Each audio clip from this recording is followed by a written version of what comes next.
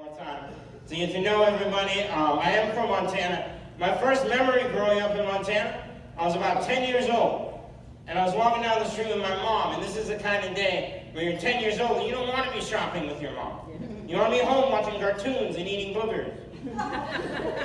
And I took a break from my pounding, and when you pound, you look at the floor. I was looking at the sidewalk, and I don't know what compelled me, but I looked up into the sky. And when I did, we're downtown Missoula, Montana, I saw a sign, like a beacon of hope, said second-hand store.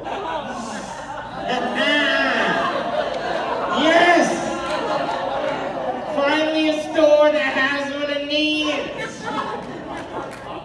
So I walked up, I ran away from my mother, I went into the store, I found the guy at the counter and I said, I want one.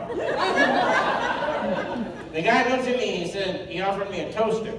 I said, no man, I got toast. I'm looking to get a second hand. And he still looked confused, so I spelled it out for him. I said, listen, I have the first one.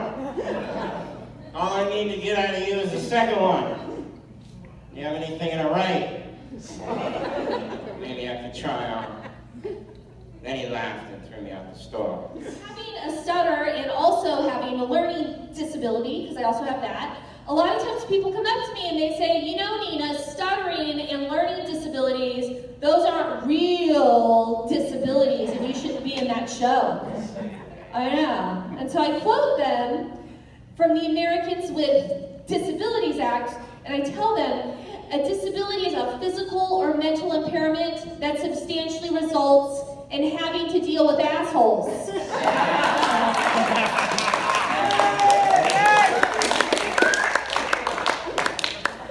That joke does so well in this kind of audience, so thank you. That's why I love doing these shows. And I forgot about that. And I don't smoke weed anymore, so I'm no longer the zigzag guy.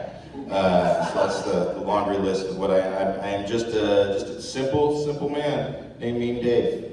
And it's mainly because I'm 3.5 years clean and sober. That's pretty much where the name came from. And I've been sober for 3.5 years. Thank you. I really appreciate that because it's been a boring 3.5 years. And about 3.5 years ago, I got a second DUI. I got pulled over with a 0.18 alcohol level, and I've got a DUI. And I feel if you get pulled over with a 0.18 alcohol level and you get a DUI, you deserve extra credit for pulling over successfully. Not bragging, drunk driving is wrong, but I was driving pretty good with a 0.18. You know, just weaving inside the lines. Like a kid coloring a book, you know, it was just coloring. I was an artist on the road, that's what I told the police officer. And I will say I never got better customer service than I did from the California Highway Patrol in Dublin, California. Highly recommend them for any and all DUIs, if anybody needs one.